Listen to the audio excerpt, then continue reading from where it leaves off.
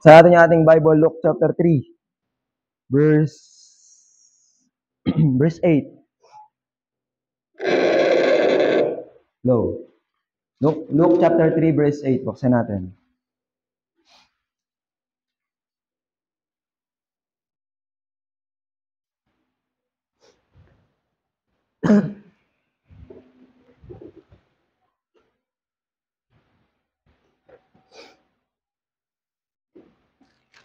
Nandiyan na kayo, say amen. Basahin natin. Altogether now, read. Bring forth, therefore, fruits worthy of repentance, and begin not to say within ourselves, we have Abraham to our fathers. For I say unto you that God is able of this stone to raise up children unto Abraham. Tayo po muna lang ang Diyos namin dakila at makapangyarihan sa lahat. Salamat po sa inyong pagkakataon na kami po ay nakapanambahan sa inyo, Panginoon. At patawarin niyo po kami sa aming mga kasalanan, mga pagkukulang, Panginoon, sa inyong harapan. Kami po ay nagpapakumbaba naman namin Diyos at kami po ingatan niyo po. Ganun din po ang aming pastor at ganun din po ang mga preachers ngayong umaga kung nasaan po man sila ngayon, Panginoon. Tulungan niyo po kami. May deliver po namin na inyong salita na merong magkumbabaan at merong wisdom na manggaling mula sa inyo, Panginoon. Itago niyo po kami sa inyong likod. Sa pangalan ng aming Jesus, ng Diyos, sa sariling tagapagligtas. Amen. Kaya na po tayo po. Good morning po sa inyong lahat at yan. Makikita natin dito, itong chapter 3 from the book of Lucas. Basahin ko lang sa Tagalog din. Makikita natin dito, mula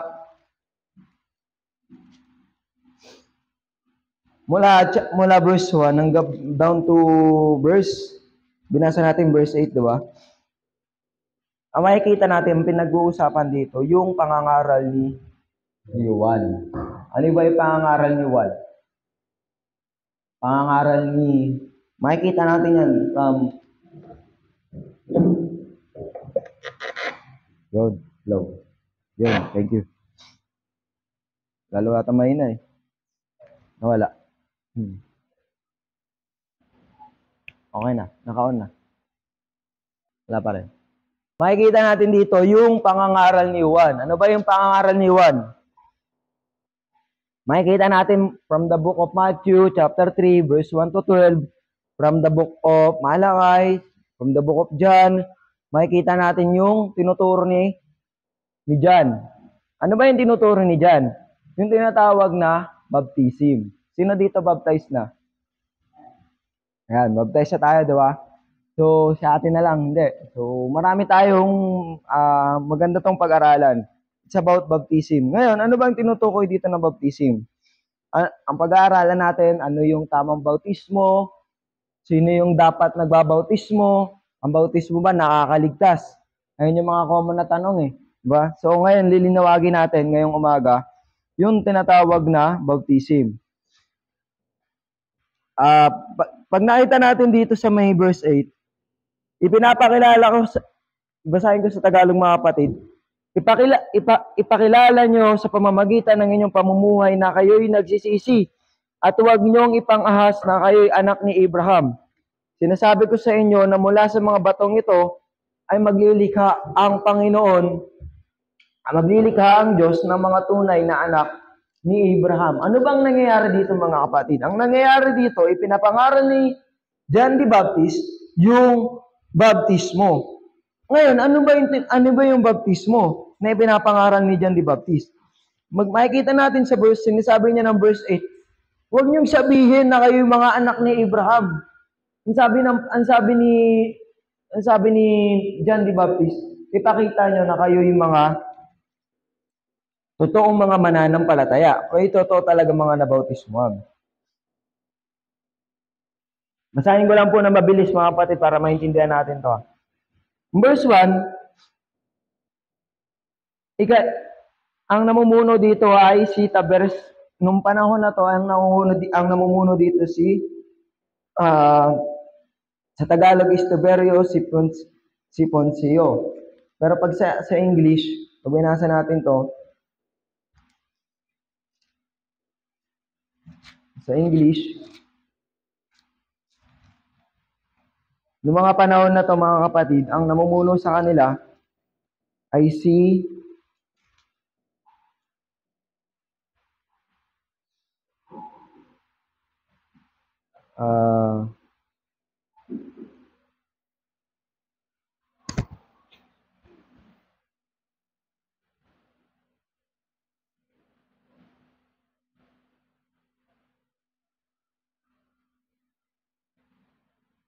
sorry. Lucas. Tataka ako, Mark pala yung tinitingnan ko. Si Tiberius Caesar. So, ayun yung namumuno nung panahon na to. Nung habang nangangaral si John the Baptist. Ngayon, ang nangyari dito, sinaan niya si Kefas naman at mga pinakapunong saserdote noon ng panahon ngayon, nasa ilang siwa ng anak ni Zacarias. Dumating sa kanya ang salita ng Diyos, kaya nilibot niya ang mga lupain sa magkabilang panig ng Jordan at nangaral. Pagsisihan niyo, talikdan ang inyong mga kasalanan at magpabautismo kayo upang kayo patawarin ng Diyos, wika niya. Sa gayoy natupad ang nasusulat sa aklat ng propeta Isaias. At ang sabi ng isang sumisigaw na sa ilang, ihanda nyo ang daraanan ng Panginoon. Tuwirin nyo ang kanyang mga landas. So dito, makikita natin dito, ito yung preaching ni John the Baptist, kung saan sabi ni John the Baptist sa kanila, pagsisihan nyo, talikdan nyo ang inyong mga kasalanan. Hindi lang yun, at magpabautismo kayo. Okay? At ito ay natupad, mababasa natin sa Isaias, na sinabi ng Isaias na ito ang sabi ng isang sumisigaw sa ilang at ihanda niya ang daraanan ng Panginoon. Tuwirin nyo ang kanyang mga landas. So ito po ay nahula na po sa Isaias, itong preaching ni John the Baptist, kung saan mayroong isang tao sa ilang at mangangaral siya ng patungkol sa bautismo. So nung Old Testament, hindi nila to alam. Yung tinatawag na baptism. Pero sa ating mga New Testament believer, maliwanag sa atin na ang bautismo na tinutukoy dito ni John the Baptist, ay yung baptismo ng kung saan inuna niya muna ituro yung magsisi muna kayo. At talikdan nyo ang inyong mga kasalanan. At saka magpabautismo. Ibig sabihin, ang baptism mga kapatid, inuuna muna na ikaw ay ligtas, ikaw ay nagsisi muna sa ating mga kasalanan, ikaw ay tumanggap sa Panginoon, at saka kasunod na yung tinatawag na baptism. Ngayon, bakit napakahalaga sa atin yung baptism? Sa ating mga Kristiyano. Okay, ano pa yung preaching niya dito? Tatambakan ang bawat lambak at titibagin ang bawat burol at bundok. Tutuwirin ang daan liko-liko at papatagin ang daang baku-bako. At makikita ng lahat ng tao ang pagkaligtas ng gagawin ng Diyos.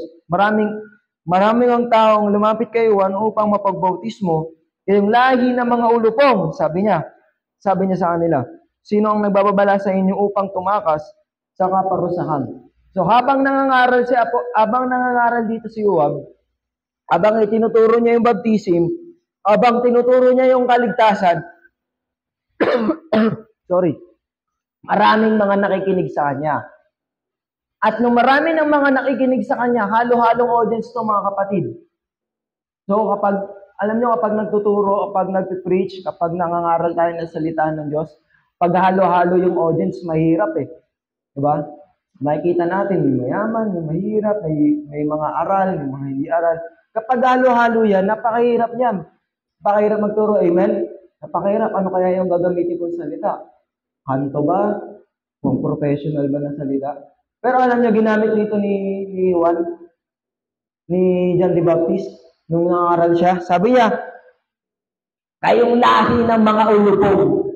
Pero niyo, nangaral siya, tapos may mga lumapit na para makinig, tapos sinabihan niya, kayong mga lahi ng mga ulupong. Ayun yung sinabi niya. Bakit niya sinabi niya, napakasama naman ni, pag binasa natin, napakasama naman dito ni John the Baptist, kasi lumapit na nga yung mga tao, tapos sinabihan niya pa, mga lahi ng ulupong. Alam niyo kung bakit? Kasi ito yung sinabi niya, ipinapakilala niyo sa pamamagitan ng inyong pamumuhay na kayo'y nagsisisi at huwag niyong ipag-angas na kayo'y anak ni Abraham. Sinasabi ko sa inyo na mula sa mga batong ito ay maglilikha, ayun yung verse natin, ang Diyos ng mga tunay na anak ni Abraham. Kasi during the time, mga kapatid, ang pinangahawakan pa rin nila yung mga batas ni Abraham, yung Torah, yung Talmud, yung mga kautusan. Doon pa rin sila namumuhay. Kailangan natin to gawin para maligtas tayo. Dapat ganito. Kailangan ganito. Pero sa totoong buhay, mga kapatid, hindi naman talaga.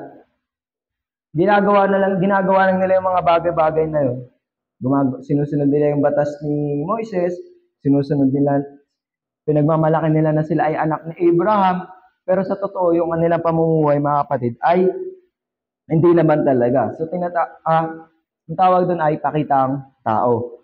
So, ganun din yung sa nangyayari sa atin ngayon. Kinikilim natin na Christian tayo, na bautismo na tayo, pero minsan, hindi rin nagiging maganda yung testimony natin sa Christian. Why? Because we are all sinners. Pero hindi naman ibig sabihin, lisensya na yon dahil ligtas tayo. So, mga kapatid, tinuturo dito ni John the Baptist. Kaya na sinabi na mga ulupong kayo, kasi yung mga tao, akala nila ang kaligtasan kay Abraham, akala nila ang kaligtasan sa batas, pero tinuturo ni John the Baptist ay repentance, saka baptism. Ang kaligtasan ay sa pamamagitan ng pananampalataya at susunod na lang yung tinatawag na baptism. Yan yung intro natin. Ngayon, pag-aralan natin ngayon, yung tinatawag na baptism. Ngayon, ano ba yung baptism? Yung may tinatawag na right candidate. Sino ba ang right candidate for baptism? First is what? Saved. Dapat siya ay ligtas. Open your Bible from the book of Acts chapter 35 verse 39. Acts chapter 8 verse 35 to 39. Anong pangyayari dito, mga kapatid? Siguro hindi natin ito matatapos, pero at least masulit natin yung hindi natin madaliin para 35.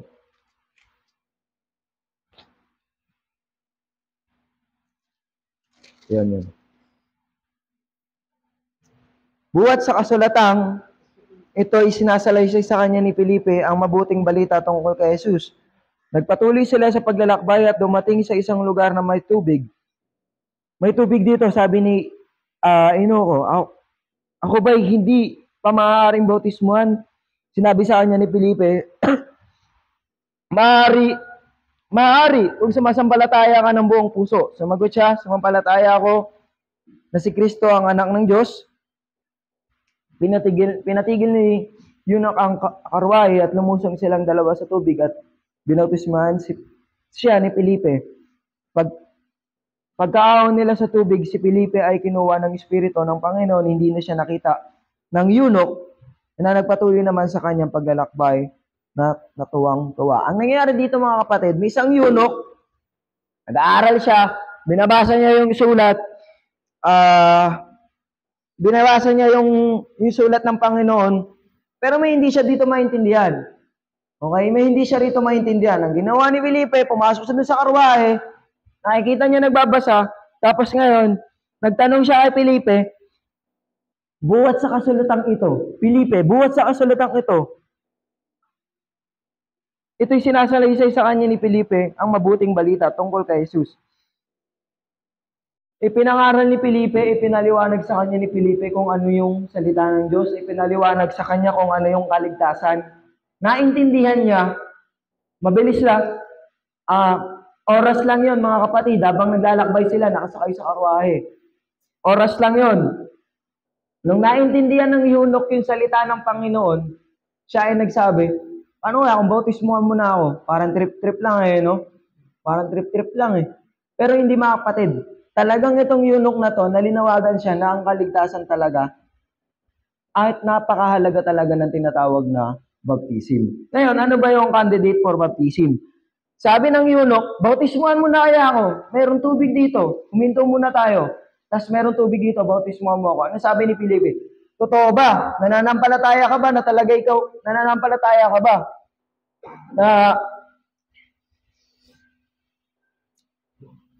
maaari kitang bautismuhan. Ngunit kung ikaw ay sumasampalataya, anong sabi ng eunuch? Oo, sumasampalataya ako na ikaw ay sumasampalataya ako sa Panginoong Jesucristo, sa Panginoong Jesucristo na anak ng Diyos. Sorry.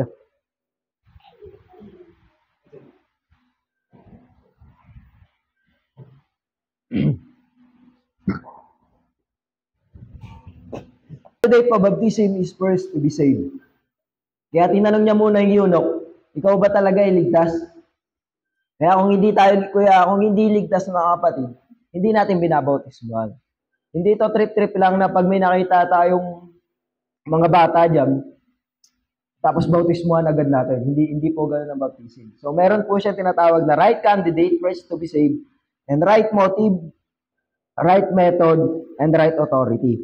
Ngayon, bakit ba tayo nagpapabautismo? Sabi ng Matthew chapter 28, for right motive, thank you, God.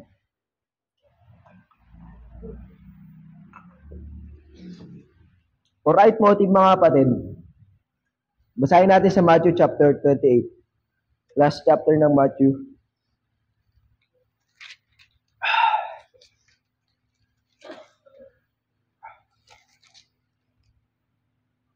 Yan.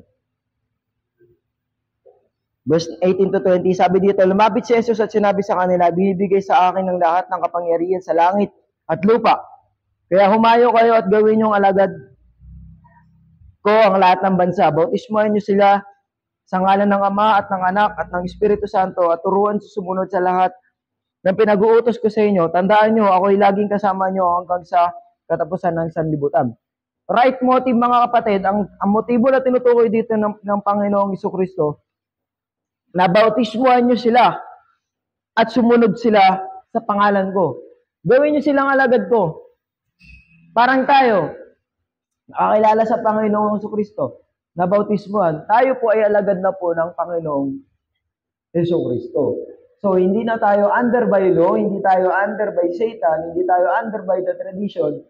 We are under by Jesus Christ. We are saved to serve. Ayun yung ating panata. Tayo ay niligtas ng Panginoon at dahil tayo ligtas, kaya tayo naglilingkod sa Panginoon. Kaya pinapahalaga natin yung service, Bible study, preaching, kasi tayo ay ligtas ng Panginoon. Kasi kung hindi tayo yung mga anak ng Diyos, wala lang sa atin yung mga bagay-bagay na yan. Sabihin natin na waste of time lang yan. Makinig sa mga preaching, umaten, imbis na naglalaba ako ngayon, pero nandito ako. Imbis na may mga gagawin pa ako, pero nasa simbahan ako. Ang right motive, mga kapatid, ng pagiging isang ligtas, ay yung pagsunod sa Panginoong Jesucristo. Kaya ka nagpapabautismo, kasi meron kang conviction sa sarili mo na ikaw ay ligtas at kailangan mong sumunod sa bautismo. Kasi, hindi pwedeng, alam nyo yung pag marunong ka mag-drive, hindi ka pwedeng mag-drive na agad. At mag-drive ka dyan sa highway. Huliin ka ng polis. Anong kailangan mo? Lisensya. So, ganun din yon. Hindi matatapos sa ligtas ka lang. So, kailangan mo magkaroon ka ng bilang sa church. Kailangan mo mabautismuhan. At higit sa lahat, dapat tama yung motive natin. Baka mamaya, nagpabautismo lang tayo kasi crush ko yung taga-Pilgrim Bible Baptist Church doon ganda Tapos, ganito. O kaya naman, mga negosyante kasi tao dyan sa Pilgrim Bible Baptist Church. Kaya magpabautismo ako yan. Hindi ganun mga kapatid. Ang bautismo mo, dapat tama yung motivasyon natin. Hindi pwedeng nahatak lang tayo ng tao. Letter C, right method. Ano yung right method na tinutukoy dito? Ibig sabihin, tamang pagbabautismo is immersion. Ano yung immersion? Yung ilulubog ka talaga. Paano yun? Nakatayo ka, tapos ilulubog ka. Mahiga ka sa tubig, at muli kang itatayo. Ayun yung tinatawag na immersion. Pagpapakita ng death, nabuhay ang Panginoon, nakatayo ka, namatay, inilibing, at muling nabuhay. Kaya kayo tinayo. Ayun yung pagpapakita ng baptism. Okay? Sa iba, meron silang tinatawag na sprinkling. Okay? Hindi yun biblical. Hindi biblical yun. Sa iba, meron namang ang baptism nila ay nakatayo ka nga, pero diretso. Ibababa ka ng gano'n, tapos iangat ka ulit, nakatayo ka. May nilibing ba ng nakatayo? Nakaganto, nakatayo ka. Pag nilibing ka, dapat nakahiga eh. Kaya immersion yung sa atin. Okay? Hindi sprinkling o ano mga bagay. Kasi yung immersion yung biblical. Mark chapter 9. Mark chapter 1 verse 1 to anong oras pala to? 10:30. Okay, meron na lang 50 ano. Basahin natin chapter 1.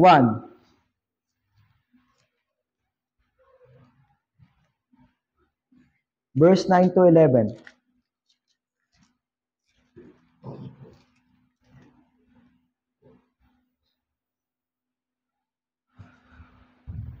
Sabi dito mga kapatid,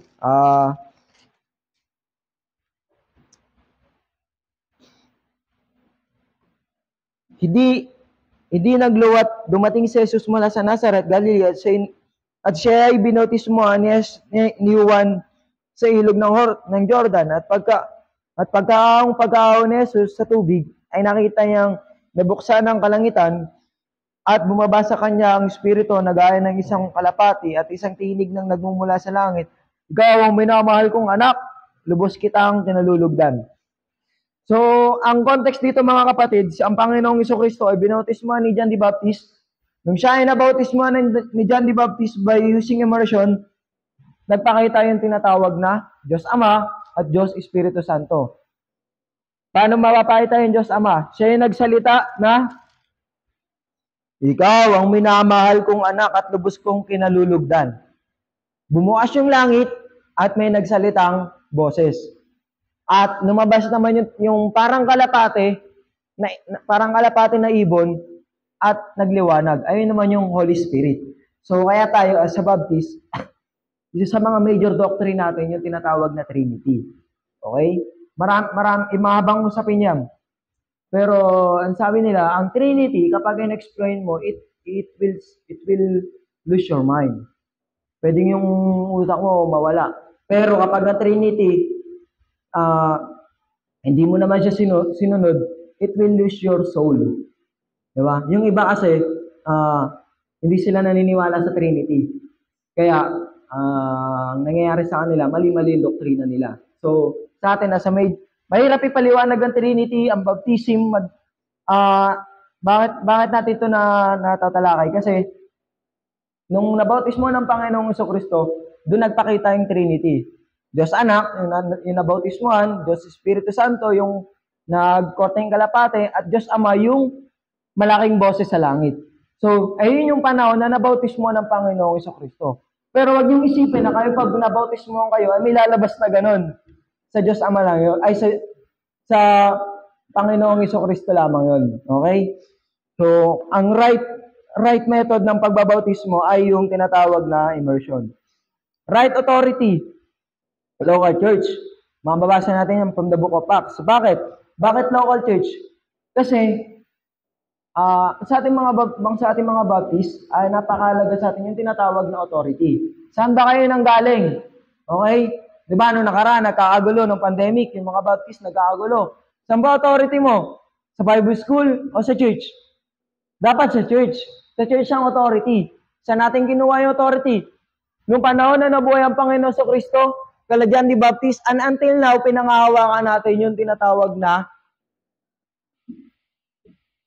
pangangaral ng Panginoong Kristo at yung tinatawag na baptism. Kung ano yung baptism nila, by history, nakarating sa Amerika at kung saan-saan at hanggang nakarating sa atin dito sa Pilipinas. Yung authority na tinatawag at yung local church, ito yung dito, parang ganito, si Pastor Bong, saan siya nanggaling? Kay Pastor Bing. Diba? Ang nagbigay sa kanya ng authority, si Pastor Bing, saan siya nanggaling? Sa pastor niya. Yung pastor ni Pastor Bing, saan nanggaling? Sa pastor niya rin. So tayo, hindi tayo basta si Franklin, nakatapos ng Bible school, or Kristiyano siya, tapos may nakita siya diyang mga tao, binautismuhan niya. Hindi pwede yun. Kasi wala siyang tinatawag na authority. Okay, kaya yung ibang mga churches, wala silang authority to baptize. Kasi hindi sila nanggaling sa mismong pinakapuno. Nagets nyo? Yung puno natin, yung ugat natin, nagmula pa sa Panginoong Jesucristo 2,000 years ago. And until now, hanggang ngayon, bunga pa rin tayo nun ng kaligtasan at ng bautismo. Kaya yun yung pinapangaral natin. Kaya yung mga manggagaling dito kay Pastor Bong, pag si Pastor Bong nagbigay siya ng authority na pwede na siya magbautismo, siya yung naging pastor, kunyari si Kuya Adrian, naging pastor, binigyan siya ng authority ni Pastor Bong. So yung authority, continuous siya. Ayun yung himala na meron tayo. Until now, continuous yung ating paniniwala, and until now, continuous yung ating baptismo. At hindi ito nagbabago. Kapag nagbago yan, patay ka. Saan ka nanggaling? Hindi yan nanggaling sa Biblia. Okay? So, right authority is the local church. Ang church po ang nababautismo at ang pastor ang nagbabautismo. So, hindi lang po basta-basta to. Kaya napakahalaga pag-aralan yung baptism. Kapag ikaw ay nabautismohan sa baptist, ikaw ay baptist. Okay? Pag nabautismohan ka sa ibang reliyon, doon ka nabibilang. Pero ang tanong, may authority ba sila? Wala. Tayo yung, as a baptist, tayo yung may tinatawag na authority. So, meaning ng baptism, baptizo sa Greek word, tinatawag siyang baptizo. To make fully wet, deep, immerse, submerge, to cover wholly with water, not sprinkling, Greek word for rametizo. Pag sinabing rametizo, it means sprinkling. So, hindi natin pinapractice yun. Sa nakakaugalian nating reliyon, bata pa lang, binabautismuhan na. Diba? Anong tawag sa baptism nila? Sprinkling. Ngayon, pinag-aralan natin, ang right candidate is to be saved. Ang bata ba maintindihan ba agad nila ang salvation? Hindi. Maintindihan ba agad nila ang baptism? Hindi. Kaya nga binabautismuhan natin, yung merong kapasidad, maintindihan yung tinatawag na baptism. At ano yung baptism natin? Immerse. And para ma-cover yung buong katawan niya, not sprinkling. So, kaya natin yung nilulubog sa swimming pool o sa may tubig. So,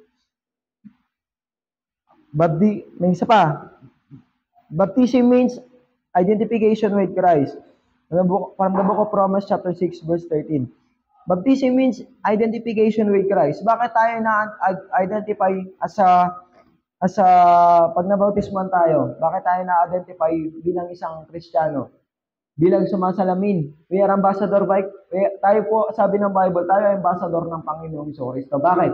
Bakit tayo naging ambassador ng Panginoon? Kasi, kung ano yung ginawa ng Panginoon, kung ano yung ganun yung ginawa ng mga disipulo. Kung ano yung ginagawa ng mga disipulo, ayun yung ginagawa ng mga tagapasunod nila. Kung ano yung ginagawa ng ating mga pastor, ng ating local church, ayun yung ginagawa natin. In doctrine, practice, and teaching. Diba? Doctrine, teaching, parehas lang yun. Pero pag sinabi kasing doctrine, mas malalim yung mga pinag-uusapan pa natin. Okay? So, katulad dito, baptism, doctrine of baptism, or teaching of baptism. Na-identify tayo na totoo tayong mga Kristiyano kasi Kung ano yung ginawa ng Panginoon sa Kristo, ayun yung ginagawa natin. Kung ano yung sinasabi ng Bible, wala na tayong dinadagdag. Okay? Pag sinabing immersion, immersion. Pag sinabing dapat pag nabautismo ka save, dapat save. Ayun yung sinabi ng Bible at hindi na tayo nagdadagdag. Kaya, na-identify as ang Christian. Mismo ang Panginoong Kristo nagpabautismo. Okay? Kaya tayo din. Jesus Christ is the best. Dito na natin ito tatapusin. Jesus Christ is the best example for sa lahat. Even yung baptism. Ang Panginoon, best example pa rin talaga. Best example siya. Kasi siya mismo nagpabautismo eh. So, maliwanag ba mga kapatid? Marami pa to eh. Matagal kasi ako magpaliwanag. Pero mga kapatid, may naintindihan kayo. May mga tanong. Ang baptism ba nakakaligtas? Yes or no? Hindi. Ang baptism ba using by sprinkling? No. Ngayon, sino yung may nagbabautismo? Sino ang may karapatang magbautismo? Mag-practice nun. Yung ating pastor o yung mismong local church. Pag sinabing local church, nag-represent na yung mga pastor. Okay?